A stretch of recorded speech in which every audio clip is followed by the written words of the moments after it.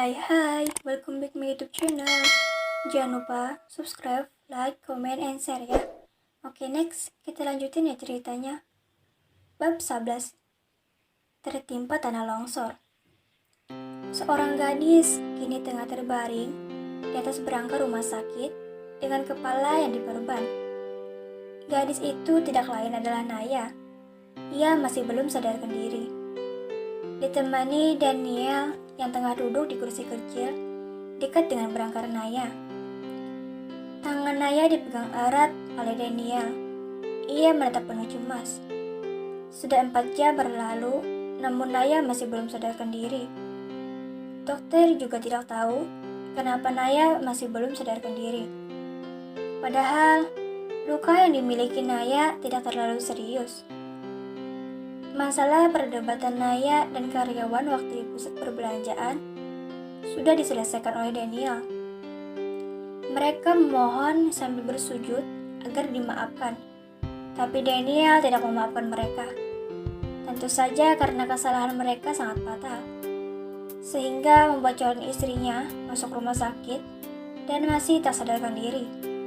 Bagaimana tidak, toko pakaian yang bernama Anggrek itu ditutup untuk selamanya. Dan beberapa karyawan yang sudah membuat Naya masuk rumah sakit dibuat sengsara oleh Daniel. Mereka semua tidak akan mendapatkan pekerjaan yang enak lagi nantinya, tidak kecuali mereka bekerja serabutan. Bukan mereka saja yang mendapatkan hukuman, tetapi para pengunjung yang melihat kejadian itu juga terkena imbasnya. Beberapa perusahaan mereka dalam sekejap langsung berada di ujung tanduk kebangkrutan. Mungkin itu hukuman terlalu kejam bagi mereka, tapi bagi Daniel, hukuman itu masih tidaklah cukup. Daniel ingin memberikan pelajaran kepada mereka, agar tidak bersikap seperti orang bodoh lagi.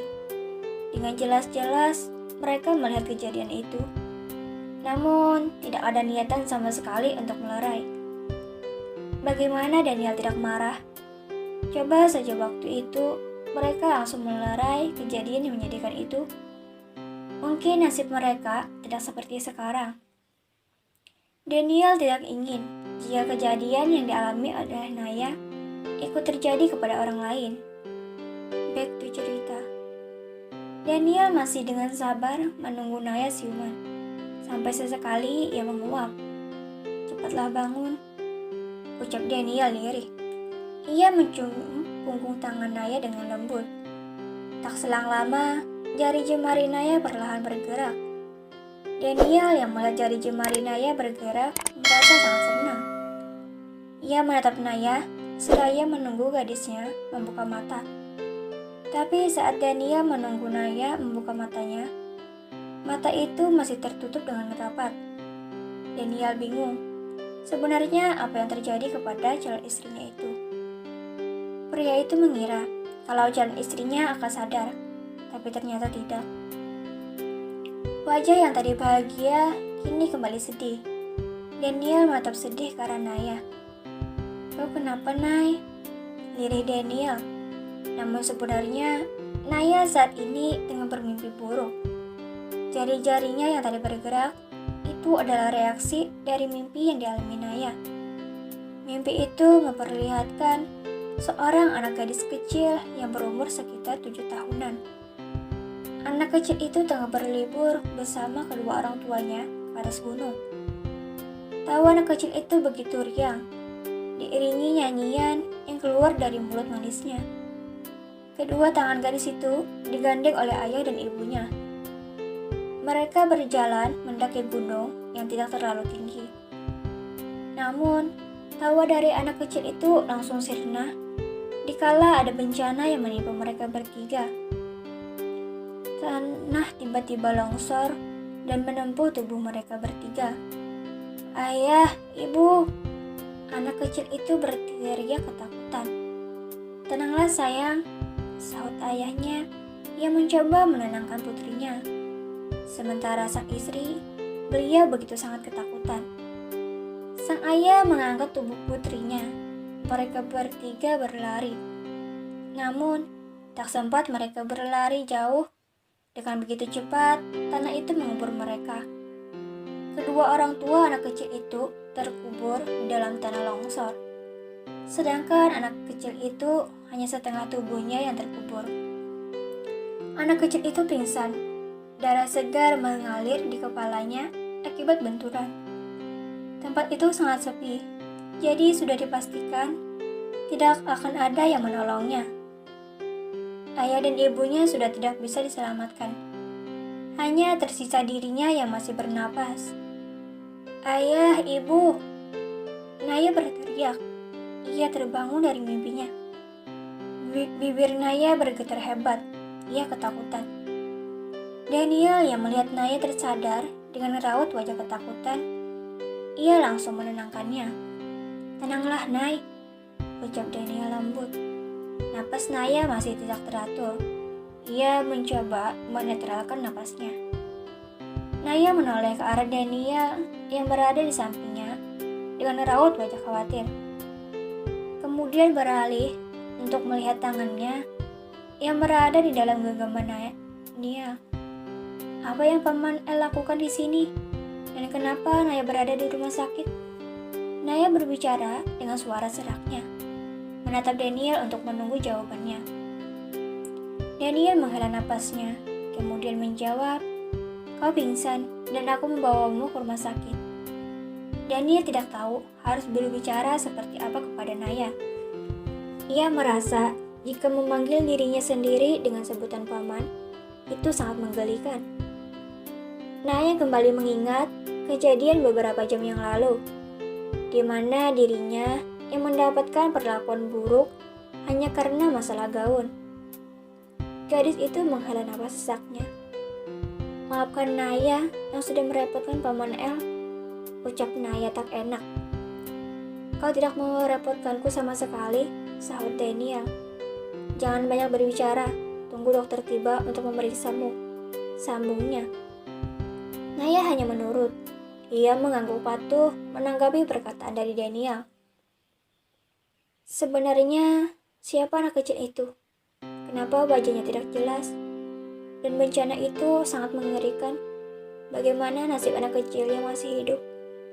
Batin Naya kebingungan dengan mimpi yang barusan ia alami. Seorang dokter masuk ke dalam ruangan Naya, diikuti satu perawat di belakangnya. "Maaf menunggu lama, Tuan dan Nona. Tadi ada kendala sedikit." Dokter itu membungkukkan badannya, sama seperti perawat itu. Daniel hanya menanggapinya dengan deheman kecil. "Tidak masalah, Dok," sahut Naya. "Baik, Nona. Saya akan memeriksa Nona dulu," ujarnya yang mulai melakukan pekerjaannya sebagai dokter. Saat dokter itu ingin menyentuh pergelangan tangan kiri Naya, Daniel langsung membuka suara. "Lakukan tugasmu dengan cepat. Jangan lama." Daniel menatap tajam ke dokter itu. Kemudian beralih ke arah pergelangan tangan Naya yang ingin disentuh oleh dokter itu. Dokter itu meransali banyak kasar. Daniel saat ini tengah memberinya isyarat agar tidak lama menyentuh miliknya. "Baik, Tuan." Dokter itu membalasnya dengan terbata-bata. Tangan dokter yang sebelumnya tidak menggunakan sarung tangan, kini ia langsung mengenakannya. Anggap saja kulitnya tidak akan bersentuhan dengan kulit Naya. Hal itu tentunya membuat Daniel sangat senang, karena sang dokter mengerti apa yang ia ucapkan. Dokter itu langsung memeriksa denyut nadi Naya. Sedangkan perawat yang dibawa dokter itu melepaskan selang infus yang ada di tangan punggung Naya sebelah kanan. Pemeriksaan yang biasanya cukup lama, kini sangat singkat. "Nona muda sudah bisa pulang.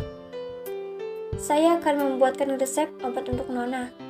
Dan jangan lupa untuk diminum obatnya agar rasa sakit di kepala Nona hilang," jelas dokter itu. Sekarang keluarlah," ucap Daniel datar. "Kami permisi, Tuan dan Nyonya." Mereka berdua membungkuk dan segera meninggalkan kedua sejoli itu. Naya yang melihat Daniel bersikap seperti itu hanya bergeleng kepala. Paman membuat mereka takut. Kekeh Naya meledek Daniel yang cukup menakutkan itu. Biarkan saja, sahut Daniel yang juga ikut terkekeh. Ayo paman, kakak Satria pasti mengkhawatirkan Naya yang masih tak pulang. Naya bangkit dari posisi tidurnya. Jangan terlalu bergerak, lututmu pasti masih sakit, tegur Daniel.